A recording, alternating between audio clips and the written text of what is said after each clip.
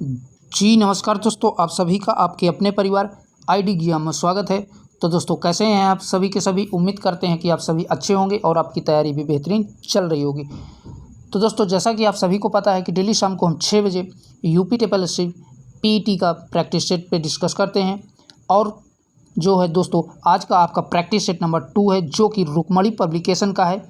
इससे पहले हमने यूथ पब्लिकेशन के जो है प्रैक्टिस सेट को पूरा सॉल्व करवा दिया है। जिन लोगों ने उन क्लास को नहीं देखा है तो चैनल के प्लेलिस्ट में जा कर के उन क्लासेस को देख सकता है। और आज से आपका रुक्मणी पब्लिकेशन का प्रैक्टिस सेट स्टार्ट कर रहे हैं हम।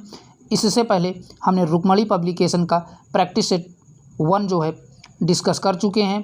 तो दोस्तों चैनल पे नए हैं तो चैनल को सब्सक्राइब कर बेल आइकन को दबाएं, ताकि आगे आने वाले वीडियो के अपडेट आप तक पहुँचते रहें। और आपके पास बहुत ही कम समय बचा हुआ है, क्योंकि 28 अक्टूबर को जो है आयोग के द्वारा 28 या 29 को जो है आयोग के द्वारा जो है आपका एग्ज़ाम डेट घोषित कर दिया गया है। तो आप अपनी तैयारी को और भी बेहतरीन करें। तो चलिए दोस्तों बिना देर गवाते हुए आज की क्लास को कंटिन्यू करते हैं।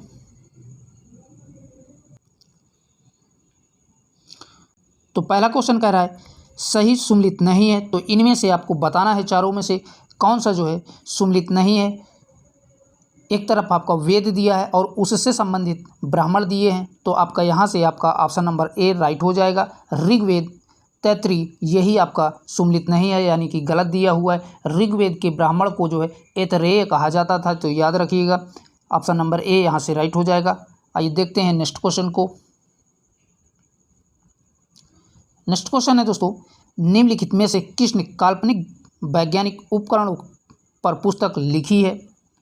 तो भोज के द्वारा जो है काल्पनिक वैज्ञानिक उपकरणों पर जो है पुस्तक लिखी गई है, तो ऑप्शन नंबर ए राइट हो जाएगी।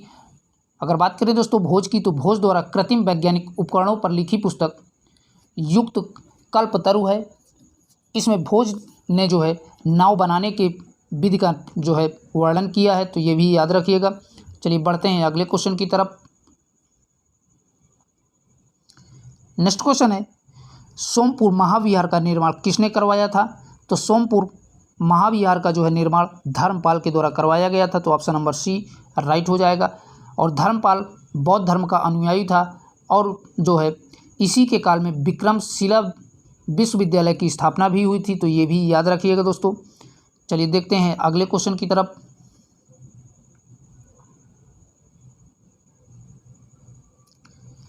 शौर्यानंद किसकी रचना है। तो शौर्यानंद जो है अश्वघोष की पुस्तक है, तो ऑप्शन नंबर ए यहाँ से राइट हो जाएगा। और अगर दोस्तों बात करें बाणभट्ट की, तो बाणभट्ट की जो है हर्षचरित और कादंबरी जो है इनकी रचना है, जो कि एग्जाम में बहुत पूछी जाती है। इस प्रश्न का आंसर दोस्तों ऑप्शन नंबर ए राइट हो जाएगा। शौर्यानंदा जो है अश्वघोष की पुस्तक है। तो ठीक है दोस्तों बढ़ते हैं अगले क्वेश्चन की तरफ।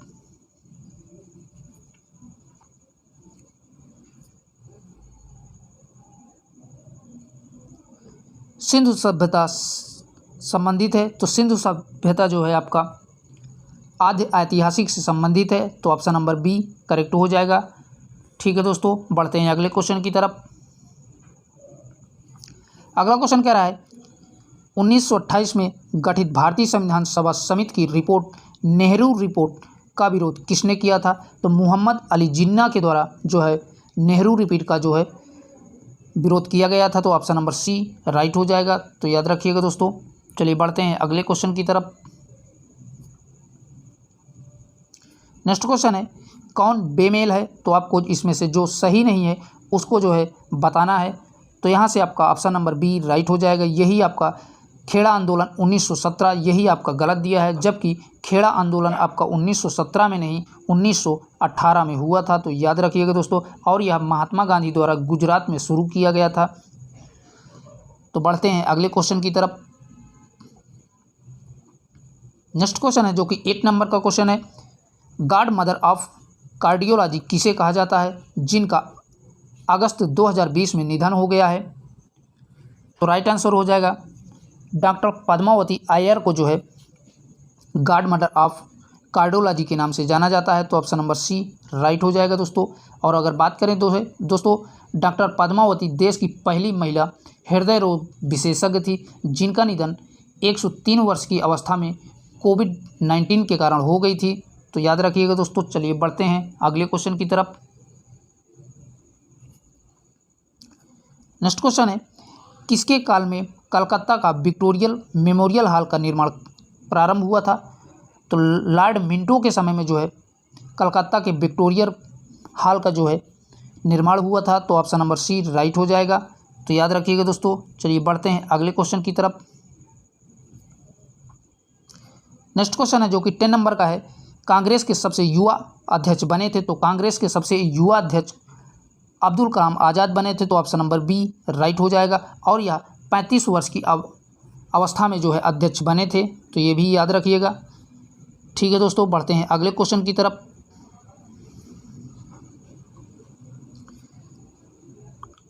निम्न में से कौन सी नदी हिमालय से नहीं निकलती है? तो आपको बताना है इनमें से कौन सी नदी हिमालय से नहीं निकलती है। तो राइट आंसर हो जाएगा नर्मदा नदी जो है आपकी हिमालय से नहीं निकलती है। बात करें नर्मदा नदी की, तो यह अमरकंटक से निकलती है और यह पश्चिम से बहने वाली नदी है जो कि डेल्टा का निर्माण नहीं करती है और यह अरब सागर में गिरती है।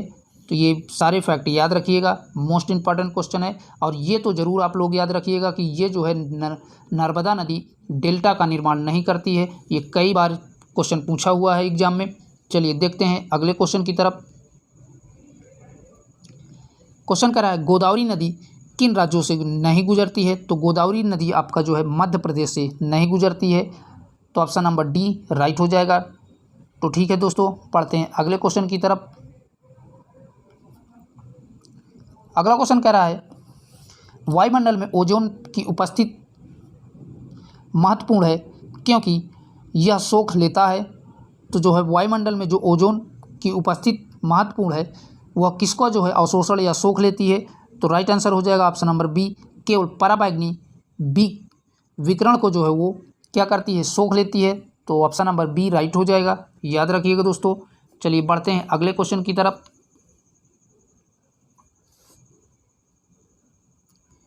नेक्स्ट क्वेश्चन कह रहा है दोस्तों, थारू जनजाति कहाँ की मूल निवासी है? तो थारू जनजाति आपकी जो है उत्तर प्रदेश और उत्तराखंड राज्य में पाई जाती है, तो ऑप्शन नंबर बी यहाँ से राइट हो जाएगा। उत्तर प्रदेश में जो है थारू जनजाति पाई जाती है। और अगर अदर ऑप्शनों की बात करें मध्य प्रदेश में, तो मध्य प्रदेश में जो है आपका गोंड और भील जनजाति पाई जाती है। और तमिलनाडु की बात करें तो तमिलनाडु में यहाँ पर टोडा जनजाति पाई जाती है। और अरुणाचल प्रदेश की बात करें यहाँ पर, तो अरुणाचल प्रदेश में आपका मोपा और डपला जनजाति पाई जाती है। तो याद रखिएगा दोस्तों, इस प्रश्न का आंसर उत्तर प्रदेश राइट हो जाएगा। तो ठीक है दोस्तों, बढ़ते हैं नेक्स्ट क्वेश्चन की तरफ। नेक्स्ट क्वेश्चन है, लाल पंडा पाया जाता है? तो लाल पंडा जो है आपका सिक्किम राज्य में पाया जाता है, तो ऑप्शन नंबर सी यहाँ से राइट हो जाएगा। और बात करें दोस्तों लाल पंडा की, तो लाल पंडा वृक्षों पर पाए जाने वाला एक प्रकार का जंतु है। और भारत में लाल पंडा सिक्किम, पश्चिम बंगाल और अरुणाचल प्रदेश में पाया जाता है। तो ये सभी फैक्ट याद रखिएगा। आइए देखते हैं नेक्स्ट क्वेश्चन की तरफ।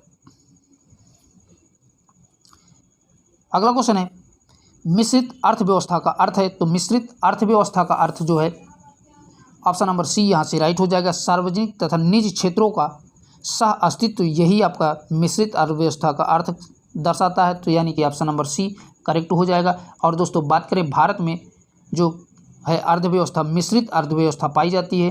तो याद रखिएगा, कभी कभी एग्जाम में पूछ लेता है कि भारत में कैसी अर्थव्यवस्था पाई जाती है, तो भारत में मिश्रित अर्थव्यवस्था पाई जाती है। तो बढ़ते हैं नेक्स्ट क्वेश्चन की तरफ। नेक्स्ट क्वेश्चन है, 2011 की जनगणना के अनुसार भारतवासियों की औसत आयु थी? तो 2011 की जनगणना के अनुसार भारतवासियों की औसत आयु 64.6 वर्ष थी। तो ऑप्शन नंबर सी राइट हो जाएगा। तो याद रखिएगा दोस्तों। चलिए बढ़ते हैं अगले क्वेश्चन की तरफ। नेक्स्ट क्वेश्चन है, निम्नलिखित में से कौन सा युग सुमेलित है? तो आपको बताना है इनमें से कौन सा सुमेलित है।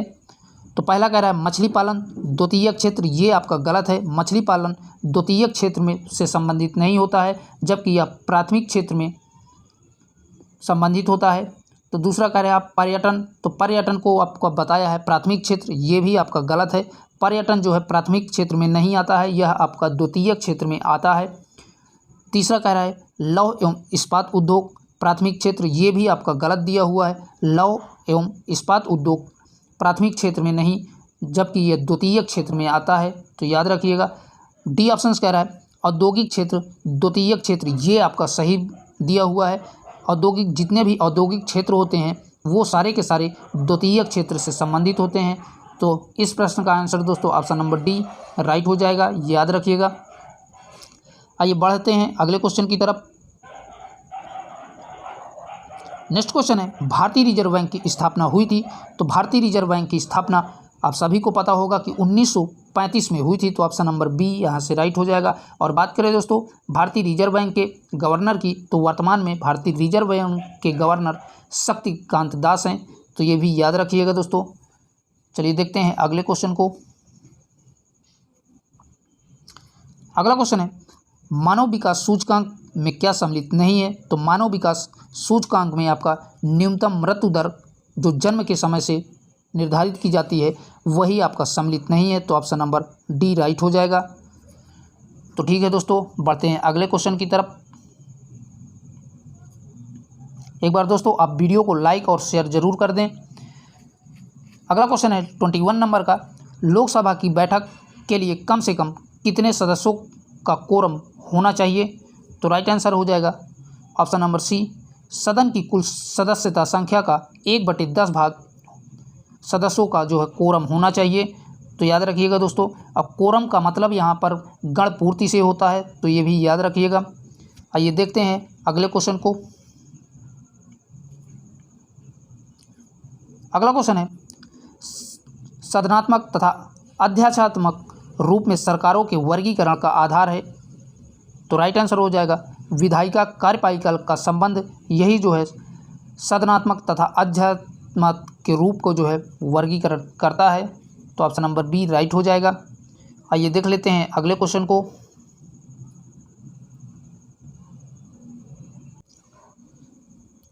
क्वेश्चन कह रहा है भारत में एक राष्ट्रीय दल के रूप में मान्यता प्राप्त करने के लिए किसी दल को कम से कम कितने मत प्राप्त करने चाहिए। तो यहाँ से आपका राइट आंसर हो जाएगा ऑप्शन नंबर ए, 6% वैध मत 4 या अधिक राज्यों में जो है प्राप्त करने चाहिए। तो ऑप्शन नंबर ए यहाँ से राइट हो जाएगा, तो याद रखिएगा दोस्तों। चलिए बढ़ते हैं अगले क्वेश्चन की तरफ। नेक्स्ट क्वेश्चन है निम्न शब्दों पर विचार कीजिए। तो ये जो शब्द दिए गए हैं चारों में, इनको आपको सही जो है क्रम में व्यवस्थित करना है। तो पहला है समाजवाद, प्रजातांत्रिक, सार्वभौमिक, धर्मनिरपेक्ष। तो बताइए भाई इसमें से सबसे पहले कौन सा आएगा। तो यहाँ से आपका सबसे पहले सार्वभौमिक आएगा, तो यानी कि ये पहले नंबर पे आएगा। फिर आपका जो है समाजवादी आएगा, तो ये आपका ए ऑप्शन दूसरे नंबर पे आएगा। फिर आपका तीसरे नंबर पे धर्मनिरपेक्ष आएगा, यानी कि डी वाला तीसरे पे आएगा। और चौथे पे आपका प्रजातांत्रिक आएगा, यानी कि बी वाला आपका चौथे नंबर पे आएगा। तो आपने देखा दोस्तों पहले आपका सार्वभौमिक, समाजवादी, धर्मनिरपेक्ष और प्रजातांत्रिक, ये इस तरह इसका सही व्यवस्थित रूप है। तो कोड के माध्यम से आपका राइट आंसर हो जाएगा ऑप्शन नंबर ए, जिसमें पहले सी को, फिर ए को, फिर डी को तथा फिर बी को रखा है। तो याद रखिएगा दोस्तों। और ये सारे के सारे चारों शब्द जो है प्रस्तावना से संबंधित हैं, तो ये भी याद रखिएगा दोस्तों। और प्रस्तावना जो है भारतीय संविधान में पंडित नेहरू के द्वारा जो है प्रस्तुत की गई थी। तो ठीक है दोस्तों, बढ़ते हैं अगले क्वेश्चन की तरफ। नेक्स्ट क्वेश्चन है कैबिनेट मिशन प्लान के अधीन बनी संविधान सभा में कितने सदस्य थे। तो कैबिनेट मिशन प्लान के जो है अधीन बनी संविधान सभा में जो है आपका 389 सदस्य थे। तो ऑप्शन नंबर ए यहाँ से राइट हो जाएगा। परंतु विभाजन के बाद जो है संविधान में जो है 299 ही सदस्य बचे थे, तो ये भी याद रखिएगा दोस्तों। विभाजन के बाद कितने सदस्य, 299 सदस्य बचे हुए थे, जबकि मूल संविधान में विभाजन के पहले 389 जो है सदस्य थे। तो ये दोनों फैक्ट याद रखिएगा, दोनों के दोनों जो है एग्जाम में पूछे हुए हैं। तो बढ़ते हैं अगले क्वेश्चन की तरफ। अगला क्वेश्चन है सैंड फ्लाई किस रोग के रोगाणुओं को फैलाती है। तो यहाँ से आपका राइट आंसर हो जाएगा काला आजार के रोगाणु को फैलाती है, तो ऑप्शन नंबर ए राइट हो जाएगा दोस्तों। और यह लिस्मैनियम नामक प्रोटोजोआ के कारण होती है, तो याद रखिएगा दोस्तों किसके कारण, लिस्मैनिया, इसके कारण जो है ये एक प्रकार का प्रोटोजोआ है, इसके कारण जो है ये सैंड फ्लाई बीमारी होती है, तो याद रखिएगा दोस्तों। चलिए बढ़ते हैं अगले क्वेश्चन की तरफ।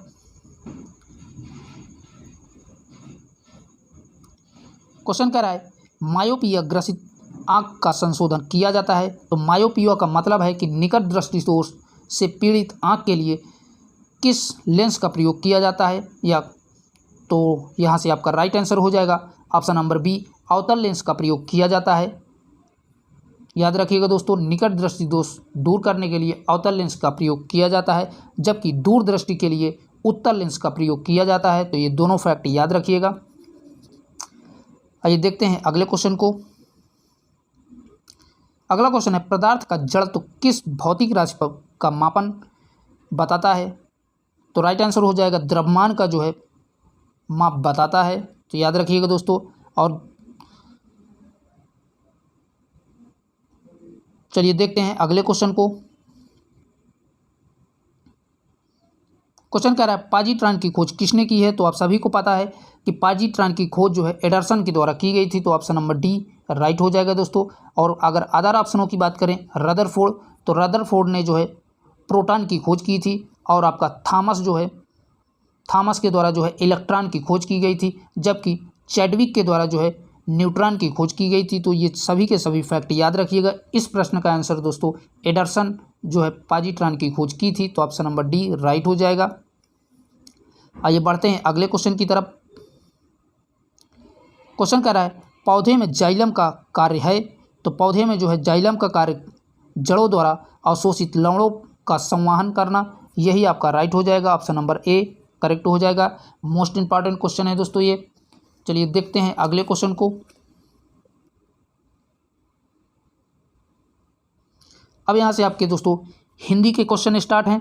कह रहा है हिंदी का पहला क्वेश्चन, खड़ी बोली का सर्वप्रथम लोकप्रिय कवि किसे माना जाता है, तो अमीर खुसरो को जो है खड़ी बोली का सर्वप्रथम लोकप्रिय कवि माना जाता है, तो याद रखिएगा दोस्तों ऑप्शन नंबर ए यहाँ से राइट हो जाएगा। तो ठीक है दोस्तों, बढ़ते हैं अगले क्वेश्चन की तरफ।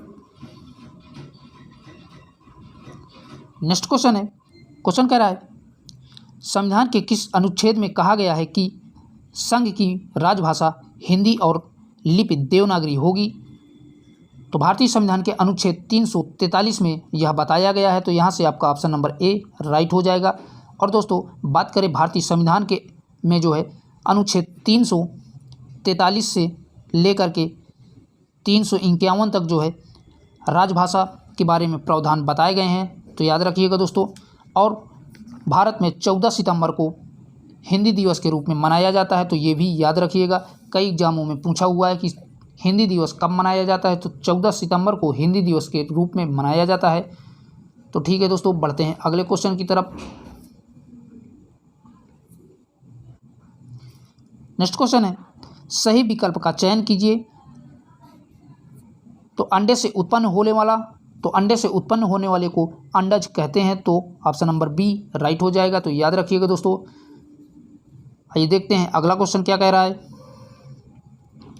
क्वेश्चन है हरिगीत का छंद में कितनी मात्राएं होती हैं, तो आप सभी को पता होगा कि हरिगीत का में जो है 28 मात्राएं होती हैं, तो याद रखिएगा दोस्तों। चलिए बढ़ते हैं अगले क्वेश्चन की तरफ। नेक्स्ट क्वेश्चन है अंधा युग किसकी रचना है, तो अंधा युग जो है धर्मवीर भारती के द्वारा रचित एक नाटक है, तो ऑप्शन नंबर सी यहाँ से राइट हो जाएगा। अंधा युग धर्मवीर भारती की जो है नाटक है। चलिए बढ़ते हैं अगले क्वेश्चन की तरफ।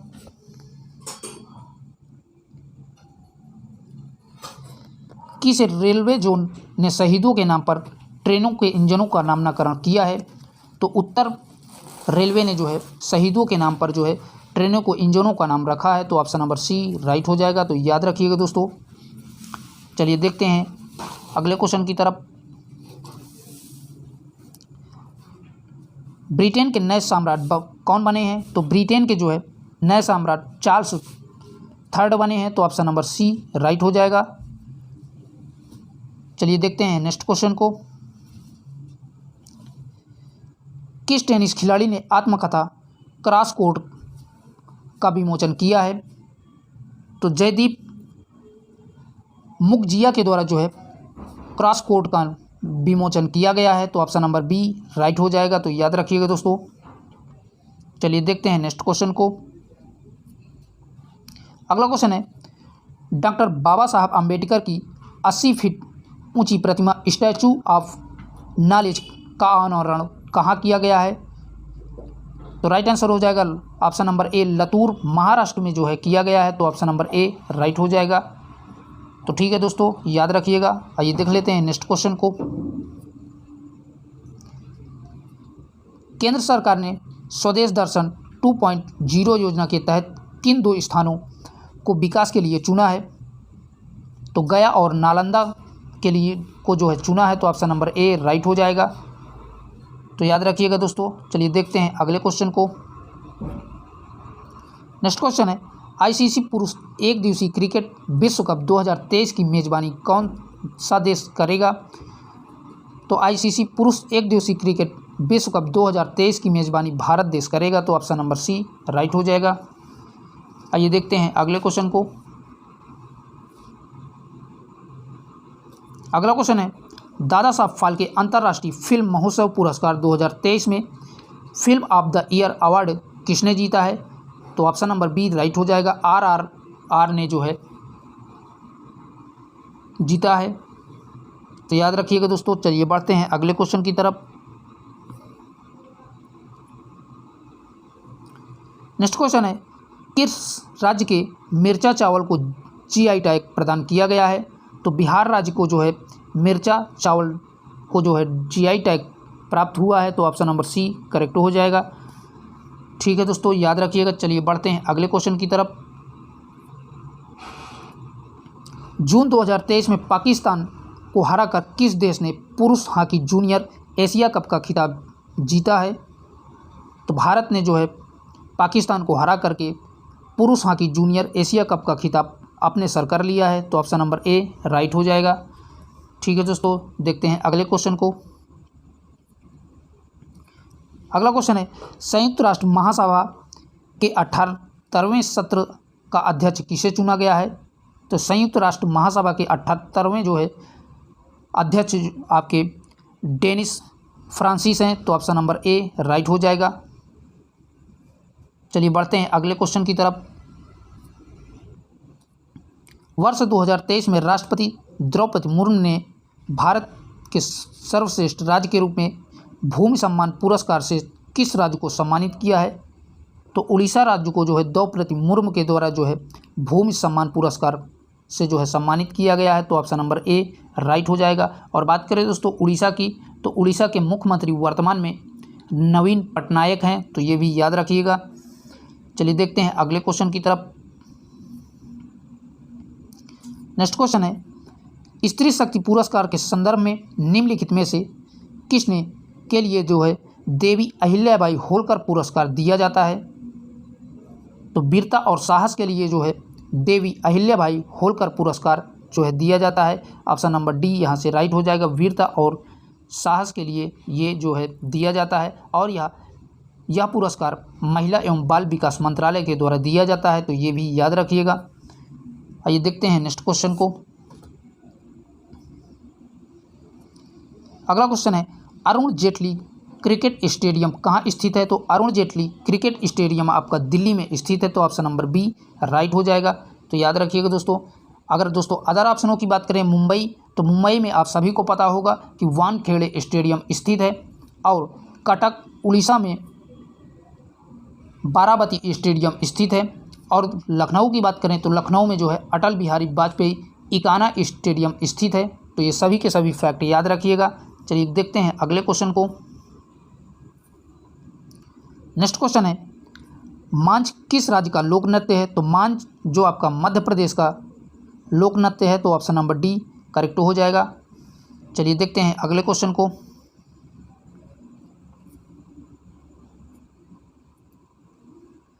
नेशनल डिफेंस एकेडमी कहाँ स्थित है? तो नेशनल डिफेंस एकेडमी जो है आपका पुणे में स्थित है। तो ऑप्शन नंबर ए राइट हो जाएगा और इसकी स्थापना 1954 ईस्वी में की गई थी। तो ये भी याद रखिएगा। आइए देखते हैं नेक्स्ट क्वेश्चन को। अगला क्वेश्चन है, शांत घाटी बचाओ का नारा किसने दिया था? तो सुगाथा कुमारी के द्वारा जो है शांति घाटी बचाओ का नारा दिया गया था। तो ऑप्शन नंबर ए राइट हो जाएगा। चलिए देखते हैं अगले क्वेश्चन को। अगला क्वेश्चन है, नेपाल की मुद्रा है। तो आप सभी को पता होगा कि नेपाल की मुद्रा जो है रुपया है। तो याद रखिएगा, अगर टाका की बात करें तो टाका जो है आपका बांग्लादेश की मुद्रा है, जबकि रुपया यानी कि सी नंबर रुपया ये आपका इंडोनेशिया की जो है मुद्रा है। और डॉलर तो आप सभी को पता है कि ये अमेरिका की मुद्रा है। तो याद रखिएगा दोस्तों, नेपाल की जो है रुपया, टाका बांग्लादेश, रुपया इंडोनेशिया की और डॉलर अमेरिका की जो है मुद्रा है। तो याद रखिएगा। चलिए देखते हैं अगले क्वेश्चन की तरफ।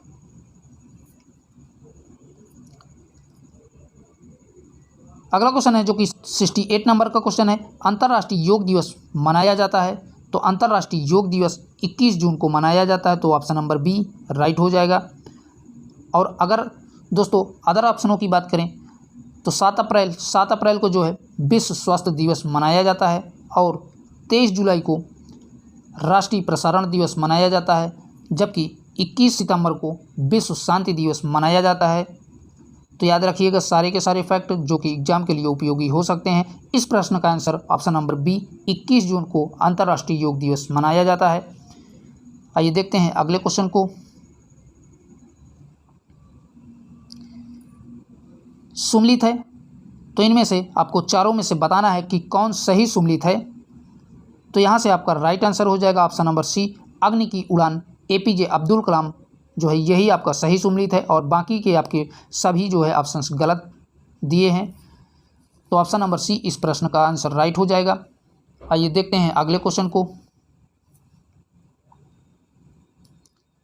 अगला क्वेश्चन है, उगादि, बिहू, गुड़ी पड़वा, पुंथांडु,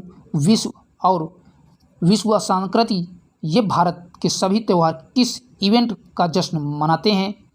तो ये आपका नए साल की शुरुआत में ये सारे के सारे जो है जश्न या त्यौहार मनाए जाते हैं। तो ऑप्शन नंबर डी राइट हो जाएगा। तो याद रखिएगा दोस्तों। तो दोस्तों आज के लिए इतना ही। यहीं तक जो है आपके जीके जीएस के और करंट अफेयर तथा हिंदी के क्वेश्चन थे। यहाँ से आपका हिंदी गद्यांश स्टार्ट है, जिसको आप लोग खुद से सॉल्व कर सकते हैं। और वीडियो को ज़्यादा से ज़्यादा शेयर करें। फिर मिलेंगे एक नए सेशन के साथ, तब तक के लिए बाय बाय, टेक केयर।